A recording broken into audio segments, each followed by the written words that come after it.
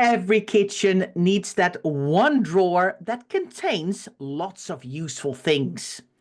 Now, whilst we love and can definitely stand behind a drawer of useful things, more often than not, this drawer deteriorates into a junk drawer, chockabloc with a random assortment of things, many of which need to be consigned to the bottom of a bin bag. In today's podcast, we're going to talk about the 10 things you need to declutter from your junk drawer today.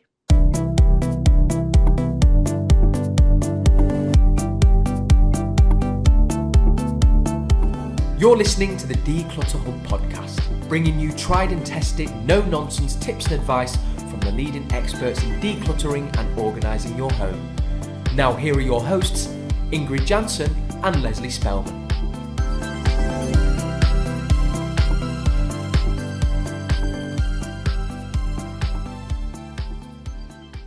Hello and welcome, listeners. I'm Ingrid. And I'm Leslie. If you're new to the Declutter Hub podcast, you're so welcome. What you'll find is that we try and find a fun factor in the serious business of decluttering. And if you've been here for a while, you know exactly what we mean. So thank you so much for listening. If you'd like to get involved in conversations relating to this podcast, it all takes place in our Facebook group. So come and join our lovely, warm, supportive community. To find the Facebook group, go to declutterhub.com/group to find out more. Or you can search for the Declutter Hub community on Facebook.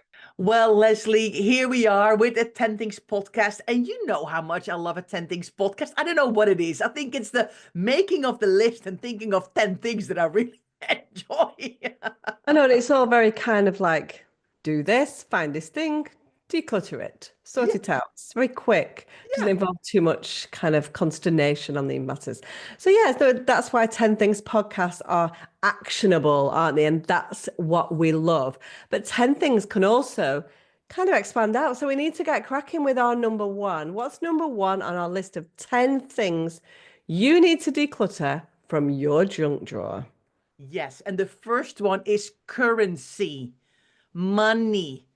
You know, whether it's your currency that you use in your own country or things you've picked up over the years when you've been traveling, these little coins and little papers, and you think, oh, actually, they don't really have anywhere to live, so they end up in a junk drawer, right? All these little currency bits and bobs. I think it's really changing. It's interesting, actually, because I went away with my friends a few weeks ago. And the one thing that struck me is that I didn't use any currency at all. I just used my phone the whole time, right, to pay for everything. But there were a few odd little bits and pieces that we did need currency for. But luckily, one person had some currency. And then we used Splitwise. Have you ever used Splitwise, Ingrid? Yeah, I think there's like a Dutch version called Splitzer. I think it's like the same idea. Yeah. Yeah, it's like the best thing ever because, if anybody's not heard of Splitwise, you can split things across, this is not really about currency, but it kind of is. So when you go away, when you go out, when you go on holiday, if you go with a group of people, even when you go out with your kids, now my kids are adult kids, and we can make a decision, right? Well, we've got a bill. We want to split that between 2 people, between 5 people. So you sort of set up a group. So if you then buy something and somebody wasn't there, if you buy a round of drinks, for example, and somebody didn't have that round, you would only then split it between 4 people. It's absolutely brilliant. And then at the end of it, you settle up, right? So it's just really, really good. So completely unrelated to currency, but it just reminded me as we were talking about our holiday. So definitely look at Splitwise. I'm sure there are other alternatives, but it's so easy and it means that no one is paying over the odds. But anyway, back to currency. So it dawned on me while we were there that you don't hardly use any currency. I'm sure some people probably still do a little bit more, but back in the day, we were talking about it when we were on holiday. We're like, you used to have to go and get travelers checks. Do you remember? You had to buy like travelers checks and then you would take them and then you would get change from like a supermarket and stuff. I mean, gone are the days. Now you can just tap on Apple Pay or Google Pay and pay, can't you? So much more straightforward. But we still do use currency and we definitely still have currency hanging around. So what do we do about that? We try not to keep it, try and use it up. Don't get as much currency as you might need along the way. You can get stuff out of the bank and stuff while you're there. So try and keep on top of it. But when you come back, certainly make a habit of going and cashing that in at whatever kind of, currency exchange place. And then the coins, many charity shops love the coins. So you can give them on the plane quite often, can't you, Ingrid? So on Hmm. the Hmm. plane, they collect loose change. And then you can actually give them to charity shops quite like foreign currency as well, because Yeah. they can cash it all in. Yeah. So it can be gone, Yeah. can't it, from Yeah, your junk drawer? definitely. Definitely. I mean, I've got a little what I do because there's like I've got some not like with pounds or stuff because they're in my wallet and euros I've got a separate euro wallet because I travel to Holland all the time. But I've got like a couple of dollars left because I know at some point I'll be back, traveling to the US. So I wouldn't do that with my dollars. And I've got some Swiss francs because my friend lives there. So when I go out and see her, but I've got these little, I put them in little freezer bags and I write the currency on it. And I put them like with my passports and with my, um, how do you call, like these plugs that you'd like travel Travel plugs, adapters, travel travel adapters. adapters. I couldn't think of the name there, Leslie. So I've got like a little basket where all of these kinds of bits live, which is really handy because then it makes me realize, but all the other stuff from when I was like in, I don't know, Greece when it was still drachmae, long gone because there's no like French francs for like from pre like 2000 gone because those are things that end up like in the bottom of drawers and especially junk drawers. So I think this is very good number one, Leslie. Absolutely. Currency. Yeah, let's do it. No, you're right. You do keep some currency if you know that you're going to go back. Yeah.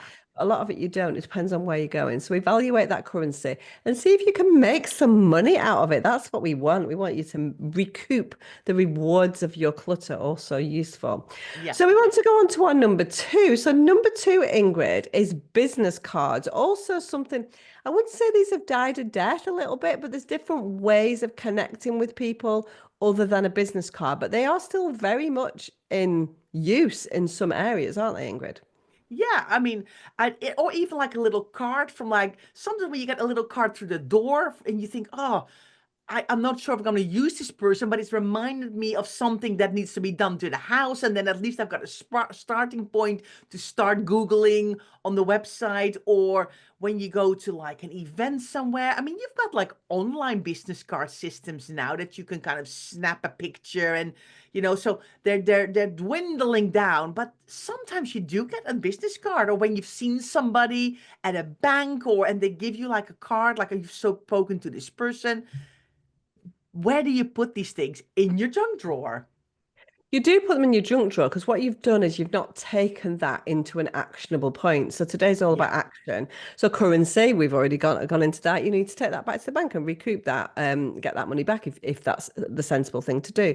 Business cards, you can't just have them hanging around in your Yeah. junk drawer. You need to take it to the next steps, which is okay. I got a business card from somebody. It was a useful connection. I need to follow them on LinkedIn. I need to go and look up their Instagram profile. I need to put them in my contacts, put them in my email contacts so I can follow up with them. And so it's really, really important to take these kind of things to next steps rather than to just get them, gather them, grab them, and leave them in your junk drawer. Also, apps for business cards, Ingrid, right? You Yeah. can, I don't know what they're called. We don't really get out and about much. We're mostly behind our desks.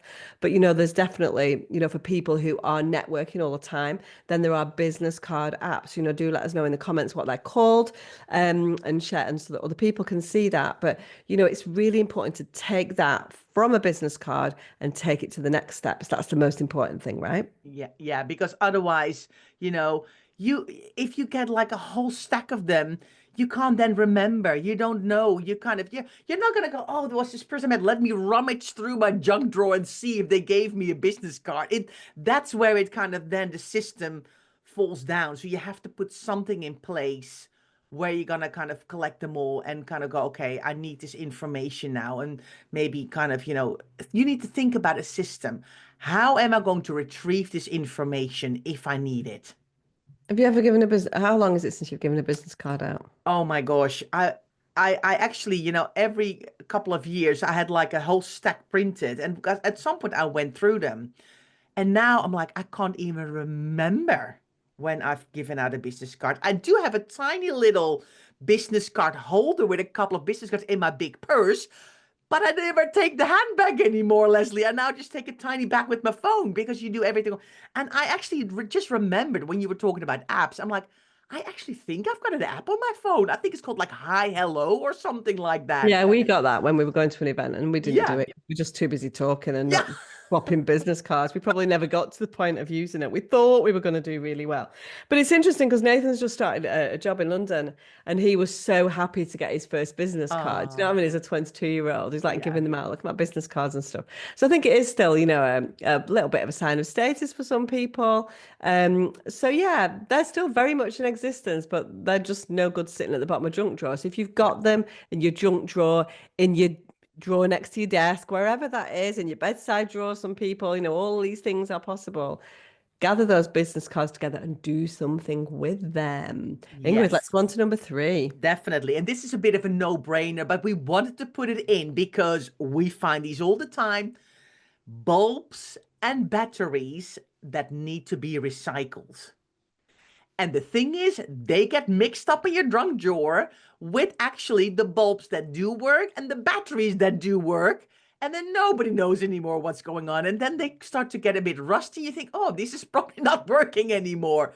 So you need to have a plan. You can't just fling it into your junk drawer when it's new or when it's used and hope for the best.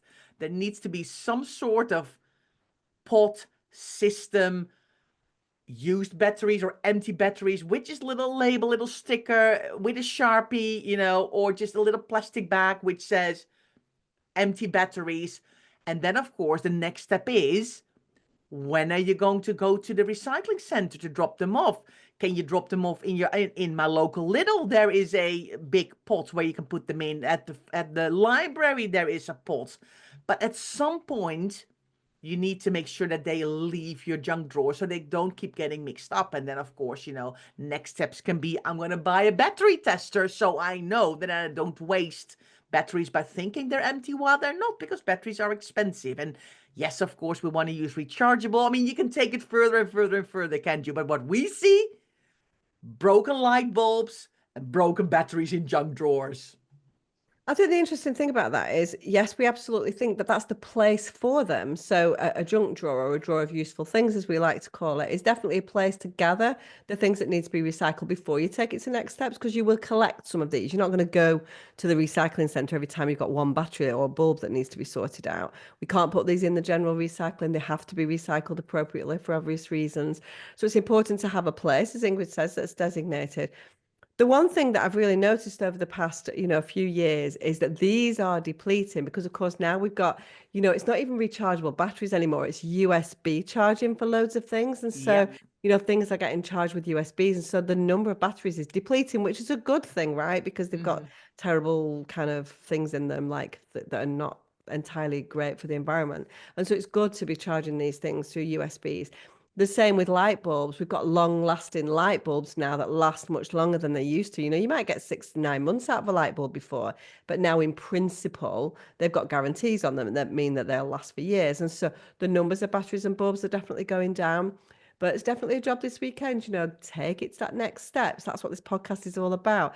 Take the batteries and bulbs and take them to the recycling centre, or sort them out. Grab yourself a battery tester, like Ingrid says, and test them. Really, really important. So bulbs and batteries are number 3. Yes. Number 4, um, glue and super glue that is dried up. We find tons of glue sticks, glue dots, glue super glues, little glue ends up in junk drawers. And actually, there's nothing really, it's not really a bad place for it.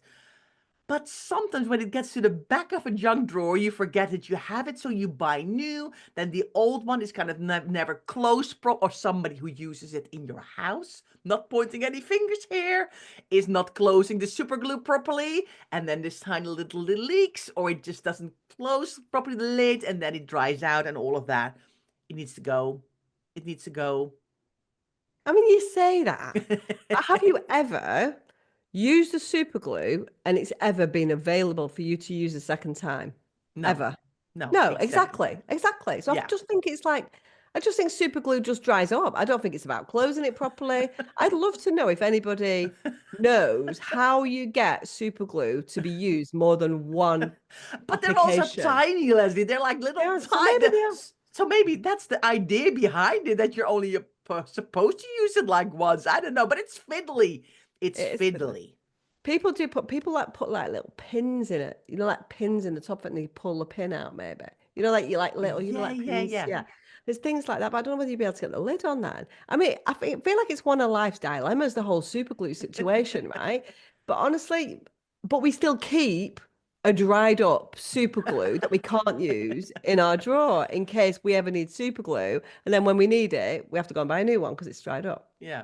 Do you know, actually, talking about super glue, it's so random this, but I had a little break in my nail. I've got these lovely nails, and I had to get a little break in my nail because, of course, as always, I was too fanatical playing tennis. So one of my nails broke. And actually, my nail technician said to me this morning, Ingrid, when this happens next, um, have they put a tiny, if you're like in a situation you can't have your nails repaired and you know it has to kind of last, just put a tiny, tiny, tiny bit of super glue on your nail, and then we can fix it the next time. Maybe you should just get nail glue. Might be a better I'm option like, than super I'm glue. like, okay, have you ever tried to get a tiny, tiny, tiny bit of super glue on something? It's No. always like, ooh. Anyway, Well, hack Ingrid's nail I hacks. know. I'm gonna move on to number 5 before we get into this whole random conversation. Number 5, without a shadow of a doubt, these are in junk drawers, little tools. And it starts with like a little screwdriver or maybe an Allen key and like the little pack with screws that comes with an Allen key when you put furniture together. And then before you know it, you've got measuring tapes and a hammer and big screwdrivers and everything into your junk drawer. It's like, oh, I didn't know this was a tool drawer. It used to be like my drawer of useful things. And now my half my shed is in is in my kitchen drawer. What happened? I think really the point is for like tools and things like that is that it is a useful place to have some tools. It's going to very much depend on the makeup of your house because if Yeah. like a lot of decluttering and organization, if there are barriers sitting in our way of doing something, then we don't do it right. So if your tools are in a garden shed and it's January and you've got to go outside and you've got a slippy thing and you've got to open the thing, with the key, and you're not going to go away and put that hammer away or the screwdriver away. You're going to wait until it's nice, but that's when it ends up getting into the drawer. And so this is all about barriers, and so it is useful to have a couple of little bits of tools, maybe a small hammer, maybe definitely a tape measure is useful in there. Maybe one flathead screwdriver, whatever they're called, and one Phillips screwdriver, things like that, quite useful. But the problem is we kind of use things and then we put them back, and then it kind of grows. So we're not saying that it's not a useful place to have things like that. We're saying you need to keep it under control. And every now and again you need to go, right, I need to repatriate some of these tools. Yeah. Because otherwise the number of tools grows. Now, Ingrid was talking about these kind of Allen keys and packs that you get from like IKEA or other places that you build furniture. Really got to keep a control over those things because they're probably not the things that you're going to need. You might need a little Phillips screwdriver, you might need a little hammer, you might need a tape measure, but you're probably not going to need that one Allen key that you got for your Kallax unit in your child's bedroom. And so those are the things that you either need to let go of completely, recycle if it's metal. You may have a full set of Allen keys. Like a lot of people have got their own full set of Allen keys. So therefore you don't need the one that comes from IKEA because you've already got like a set. And so you need to Yeah. identify those things so that those things don't grow. And either keep them in your toolbox or let them go, recycle them into recycling metal, Yeah. which is very super satisfying to recycle tools, isn't it? And to keep those to a minimum. Exactly, exactly. Right. Well, what a nice list, Leslie. A great top 5. So let's go for a quick break. And after break, we'll continue with our 10 things to declutter from your junk drawer. Hi, everyone. Welcome back. We are going on to number 6 on our 10 things to declutter from your junk drawer list. And number 6 is, and this may sound a bit old fashioned, but we know they're still there, checks and checkbooks sometimes as well, but checks. Yeah, and I do think, checks were a bit of a dying breed. I'm not quite sure because I think that in America in particular, and forgive me because I've not been to Australia and Canada and stuff like that, so I only really know the US. But I feel that the banking system was a little tad behind where we were in the UK and Europe, right? A little bit. 'Cause it's a bigger country with lots more to do and all that kind of stuff. But I feel like they use like checking accounts longer than we did. And so I Mm, don't really know where that sits at the moment. But checks are definitely still a thing in this country for odd random things. Like people very rarely use checkbooks in the business. yeah, In our Clutter Fairy business, we have the odd client, elderly client who struggles to get to the bank or something like that and will accept a check from. Now we're lucky enough in banking apps and things like that to be able to snap a picture of those checks, and you can kind of deposit them via your banking app yeah, most of the time now. yeah. But then, if it doesn't, like, I don't know about you, Ingrid, but you're trying to take the picture, it's like it's too close to the edge, or Yeah. there's a shadow on the check or whatever. And you've got this check from somewhere that's like £2.27. And it's like, there's no way am I letting this £2.27 that's come from Eon or whatever the thing go. I've got to get this £2.27 check through this banking app. What in it? I, Isn't it? I I'm It's having like a thing. a flashback to a couple of months, like a while, I think it was last year somewhere, when I just couldn't for the life of me get the picture of the check. And I was like half an hour fiddling. And the other one, and I had one other one, it was fine. And then like a month later, I had to try it. I was like, okay, let me do this on my app. It just didn't want to do it. I was like, I don't know. And my patience, like, I know. So it's great. It's great technology, but I feel like it needs a little bit of work. And then yeah. you're a bit embarrassed with your £2.27 check that you are like clutching onto for dear life, thinking it's going to change your life. Then you go into the machine at the bank, so you've gone in to do errands, you go into the bank, and then it's like, nope, can't take the check. Like, and then you've got to go with your £2.27 like deposit check to the lady. Do you know what I mean? Like, so it's all a bit, I just feel like we've got this like, you know what I mean? Funny Yeah. thing with checks. So what we do sometimes, and we've gone around the houses again, as is our want, we keep hold of these things because we're waiting to go to the person in the bank to pay it in, right? Yeah. Because Yeah. our banking app's not worked or because that's not possible. And so we see checks. Sometimes Yeah. people, particularly elderly people, don't want to, we don't want to send money through the post.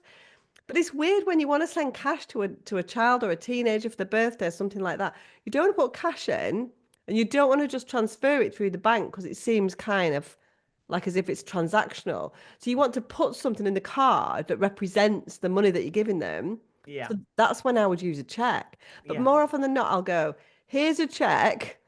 But when you're ready to do it, let me know, rip it up, and then I'll send you the money. It's like crazy, isn't it? It is crazy. Is it just me or Yeah, you know what? When I opened a bank account here in the UK, when I moved here 16 years ago, they said, "Do you want a check?" And I'm like, "Stay away with your checkbook." And the bank teller was like, "But it's part of your thing." And I'm like, "I don't even want it. Don't even give it to me." And then a couple of months ago, I always helped to organize the Christmas party for our local rock choir, and we hired a hall, and I paid for the deposit, and they wanted to give me the deposit back in a check, and I'm like, "Don't even think about it. I'm gonna give you my sort code and my account number, and don't even think about sending me a check because." Lots of the local banks have closed down where I live, and I'm like, it's a yeah. faff. It's an utter faff. So I was really happy when the banking hub opened. So you got like one day a week a different bank. But Or so is that how now, it works? Because they're talking about that here. yeah, That sounds like such a great idea. So you've got one of those in your town, have you? yeah, thank goodness, Ah, because right. the nearest ones were like half an hour driving. So everybody was kind of getting into a state here. So we now have a banking hub. So every day of the week there's another bank. So my bank is on a Monday. So, but the problem is you have to kind of really plan your life now if I Yeah, you've have got to it go on a on a Monday. Monday. Otherwise, you're in the wrong bank. But anyway, that's better than driving Yeah. half an hour. So you kind of, Anyway, who Oh, that's knew we good. could Oh, talk about checks for like I ages? know. So the point is really, again, like all of these things that we've been speaking about today, it's all about these barriers. And so a check Mm, is something that we feel like it's burning a hole in our pocket. I mean, sometimes it's more than £2.27, and so we yeah, need to deposit it. And so but we've got to wait until a Monday, So in Ingrid's scenario with the banking hub on a Monday, I can't do it on this Monday because I'm busy all day. It's going to be Monday in 6 weeks' time. Yeah. So then we put it into our junk drawer, and that's when sometimes things get lost and they go off our to-do list. So these need to be very much in our task lists and things Yeah. like that. Yeah. So checks are often at the bottom of a junk drawers. And this is why I love a 10 Things podcast so much, Leslie, because we can really go kind of chat about these random things that happen in our lives and that we. Anyway. The checks, honestly, just going back to the checks, I've literally put it on the thing. I've got lights shining on it. I've got you're like leaning over the desk to try and get on it, isn't it? Yeah. Isn't it? Yeah. Ridiculous. Yeah. Anyway, Yeah. sorry. Right. Number 7.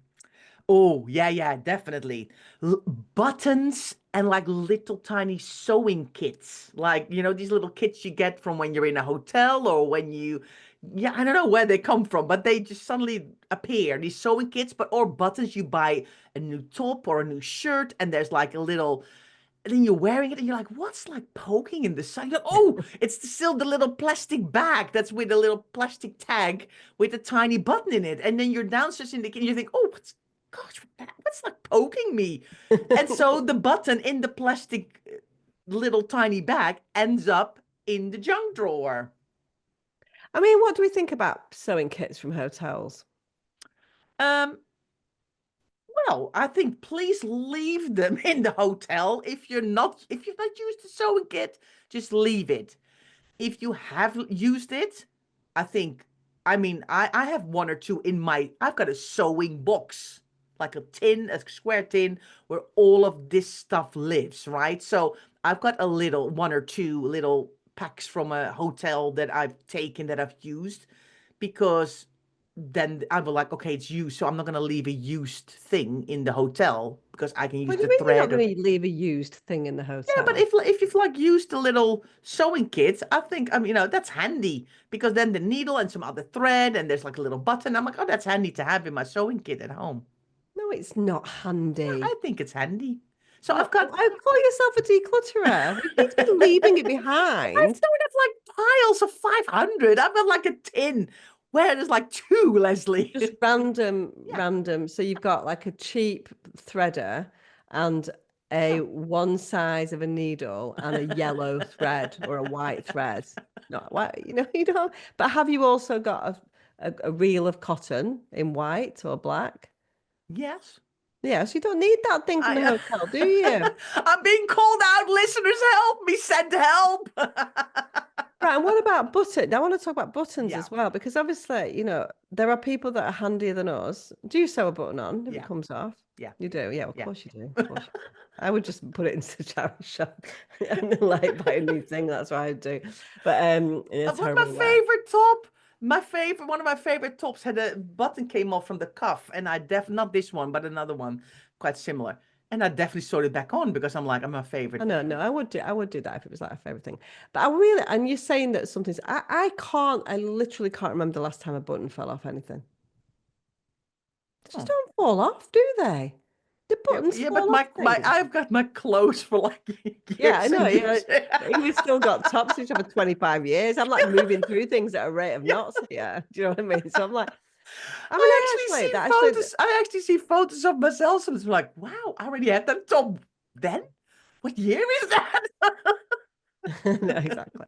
So I think you've got to, with buttons, what we need to do is we need to keep some buttons, but you need to go through it regularly to make sure that you've still got that item. Because what we have is like hundreds of buttons from things that we've kept over the years.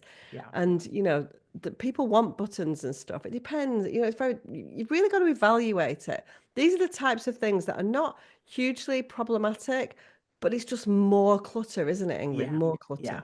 And especially, I think the problem is with these kind of things, they end up everywhere.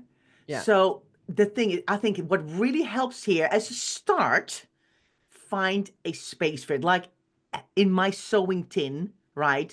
That's where all these things live. I don't have buttons in my bedroom drawer and somewhere else and in a pot on a little dish somewhere or on the fireplace that went with a random dish of other things. We've talked about our hateful little dishes before with all these random bits because there's Did buttons you say always. hate? Did you say hate? Yeah, well, we Very did. strong, that What hate. we do.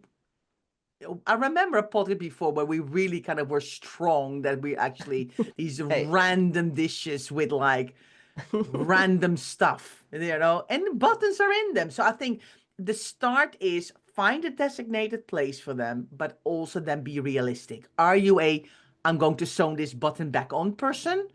Or is it like that's never going to happen, but I need to have it fixed? So then it's a task for the possibly the dry cleaners if they're also a mender, or maybe another person in your family who's got the patience to do it, or the eyesight, or whatever it is. I'm like, it's getting harder and harder to sew a button on because I can't see.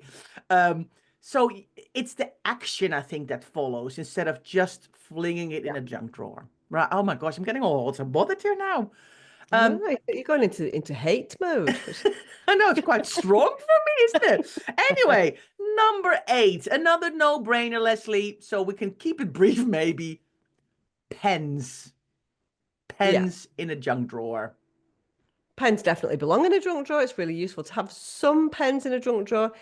But what happens is the numbers start to expand and you get loads of pens in a junk drawer. So what we need to do is we need to repatriate those pens to where we kind of keep the general pens for the family, wherever that is. And so regularly we need to only have 2 or 3 max pens in a junk drawer, I think. And there should be somewhere that's a little bit more obvious for them. Test them with regularity as well. Make sure they're the right kind of pen, because often we get like all different kinds of pen. Might have a Sharpie, might have a highlighter, might have do you know what I mean? A laundry marker. Are these the best places for these things? They all end up in the same place. But Yeah. more than anything, do the pen projects. We love a pen project, don't Yeah. we? Oh, yeah. And there's so many. And then you're like, oh, that's falling apart and that doesn't write really well. And the ink's dried out. And you can really whittle it down. And this is, if you've got see a couple of pens in your junk drawer, it's not a big job. It's all these little things that really help Yeah. add up with. Very satisfying as well, Ingrid. Yeah, Very definitely. satisfying. Definitely. Right. Moving on to number 9. What we see a lot are birthday candles. Birthday candles live in junk drawers because there was a party, the candles have not been completely been used. You kind of rinse them off and then they kind of stay on the side for a while and then they just end up in a junk drawer. That's kind of how it goes, What do right? you mean rinse them off? What do you mean Well, rinse them off? if the birthday candles have been on the cake, Oh, the there's cake. there's Cake. normally Oh, you like meant the cream. wax. I was like, all right, No, okay. there's normally like cream on them and stuff like that. So you Right, think, okay. oh, they're not completely used yet. Let me just rinse them off. And then you dry them off to the side, and you're like, oh, I don't even know. Let me just put them in a junk drawer. So what do we think about candles? I want to delve deep on this. So Mm. are we reusing? Because obviously we put a candle, most of the time it's going to burn for 30 seconds max, isn't Yeah, it? So yeah. hardly any of it is going to go. So do we keep those candles and reuse them? At what stage are we going to say that's too much and it's going to look a bit sort of cheap almost to kind of have really cut down? What do we do with like a 30 candle? Do we keep the 3 and the 0 with the hope that we're going to wait till the 40? What do we do? Like, which candles do we keep? Which do we reuse? What's the thoughts on I that? know. I'm interested. What's your thoughts on that? Well, you're obviously rinsing cake off. You know what? I honestly, I think I have like this lovely happy birthday candle, indeed, like used for like 30 seconds, walking it from the kitchen to the living room, and or Max blowing it out. Candle gets pulled out, puts to the side, gets rinsed off, and I'm like, well, that's been on like 30 seconds, so that can have another round. I'm not gonna buy like a brand new. Does that make me sound really cheap now? I'm No, like, I don't think so. I think I reuse candles, but I feel like there's a tipping point on a yeah, candle as to when it looks a bit like, yeah, oh, that's I can't the yeah. bottom of When they look the like, top of the yeah, the top of the yeah. 3 is almost eradicated and burnt down. Maybe I shouldn't put that next time someone's 31. Do you know Yeah, what I mean? But you do yeah, keep them. I keep all my candles in a bag, right? yeah, But you yeah, always think that you've not got candles, don't you? So you go out and buy new. Do you know yeah, what I mean? yeah, yeah. Because the last thing you need is on the day to go, Yeah. got no candles, or oh my gosh, it does look a bit. So you kind of, when you're planning for a party, and if you're doing something like with like matching plates and napkins or things like that, you kind of think, oh, let me grab some new ones. So I think, but they need to lift again. This is like, have you got a baking section in your kitchen somewhere? Can you put it with, or have you got a box where all the party decoration stuff live? I mean, I saw this video the other day, Leslie, on Instagram about this woman who had like this gigantic cupboard. I've got like a couple of little bits, but she's like this whole cupboard with like massive trays and things, and I was like, wow, this felt a lot. For the wrapping, you mean? For the cards and No, it wrapping? was like napkins and decorations and plates and matching things and flags and other things, and I didn't even know what she all had. It was like a whole cupboard full. I'm like, I have like one box with a couple of bits. That's plenty. I'm so glad. I don't want that much. I know, exactly, for those kind of, things that don't happen very often. But I suppose it Yeah, depends on how much joy you get out of those kind of celebrations. yeah. And so everyone is different, and that's the beauty of decluttering and organizing. There's not a one size fits all. But Mm, in terms of birthday candles, I think there's two obvious spots for them. One is with baking equipment, one is with the party decorations, and they need to be stored there so that when you are thinking about buying a birthday cake, there needs to be that mental kind of check, like, oh, let me just double check whether I've got any candles or not. yeah. Check it before you go out. So yeah, birthday candles should not be designated. What is it? Assigned, design, whatever the word is. Um, decimated now at the bottom of the junk drawer. And now rinse Anyway, them off. Rinse them off. It's just yes, a new thing yes. to me. Well, let's do number 10 before we're going to be here forever and ever, as usual. Number 10 in our 10 things to declutter from your junk drawer is random keys. Keys that nobody knows where they come from, what they're for. You kind of check with other people in your house. You're going to go, any idea? And there's sometimes a label on it. And then somebody says, yeah, they might be from my previous house or the garden gate from my mom or dad's house. Or there's no label on it. It might be from neighbors. Who knows? Nobody knows. I've still got a key project. It is a pain, right? Because Yeah. so basically our lock broke on our front door. So then you've got so it's a front door key. So you've got you've got your car key. No, so I've got a set of car keys with the key on. I've got a set of keys without a car key on if I'm going out walking. Same for Steve. That's four new keys you've got to get. All the kids need a key. The cleaner needs a key. We need random key, neighbor's key. All of a sudden, and these things are like £10 I know. each, or something ridiculous. It's been like 150 quid on keys Yeah. because one key's broken. Yeah. You know what I mean? Yeah. Crazy stuff, isn't it? So Yeah. I've got the stuff, got the fobs, I've got these little orange tags and everything. So I'm definitely 100% going to do a proper key project to go Yeah. through things because things happen. Because you should have a handle on what keys you've got, really, shouldn't you? Yeah, yeah. I know. I'm gonna come clean. I have, I think, a couple of keys that I have no idea what they are. And it's Mm. just one of these things that just, but the thing is, don't let them live everywhere. You're gonna have to gather them together, get them all, and then you're just gonna have to walk around your house and actually just do some testing here, there, and kind of look at your own keychain. Do I actually know what all the keys on my keychain are for that I use every single day? Because Do you things, know? Do you know? I think I do, yeah. Because I've got one for my front door, my in-between door, my back door, the gate in the back, my mom's house. No, that's not true because that's gone because she moved out, so I need to get a new key of her. But you don't really need a key for your mum's house, do you? You live in a different country to her. I know, but I still want to have a key to my mom's house, yeah. But what, like a psychological Yeah, need to have a key to your mum's house? yeah, All right, yeah, okay, yeah, fair enough. Fair yeah, enough. yeah, But no, it is interesting, a key project, but it's a big job. Like yeah, a key project, honestly, if you do it well and yeah.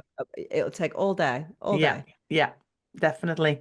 So gather those random keys together, put them in a little pot and kind of go, right. Once the clutter goes down and I actually start to see, the bit of the light at the end of the tunnel, then it's time to do a random key project. But if they're now floating around everywhere in your junk drawer, just get a tiny little, I know, maybe a little iPhone box or something, or a box from a phone, and kind of start to gather them together. And if you're going to start to go, oh, this actually is a maybe, it helps to put a little label on it. You don't want to write your full address on it, but even just, this house or that house, or it's the caravan, or it's the holiday home, or it's my neighbor's key, or whatever. So you kind of know what's happening there. So yeah, you all got jobs. You all have jobs for this weekend. Basically, we've given you 10 jobs. No, that's a lot. Yeah, don't tackle them all at once, but No. definitely look at those junk drawers, even if it's just to work out what's required from your junk drawer, and just to sort of assess what you've got in there and which of Yeah. our 10 things you can take some action on, because some of these things are quite big projects. Yeah, definitely. So yeah, that's your call to action. Tidy up that junk drawer today and get it all sorted out. So we hope that you've enjoyed this podcast. I definitely have, Leslie. It's makes me always smile. And yeah, we hope to see you next week for our next episode. So thanks so much for being here, and thanks for listening and watching. We appreciate you.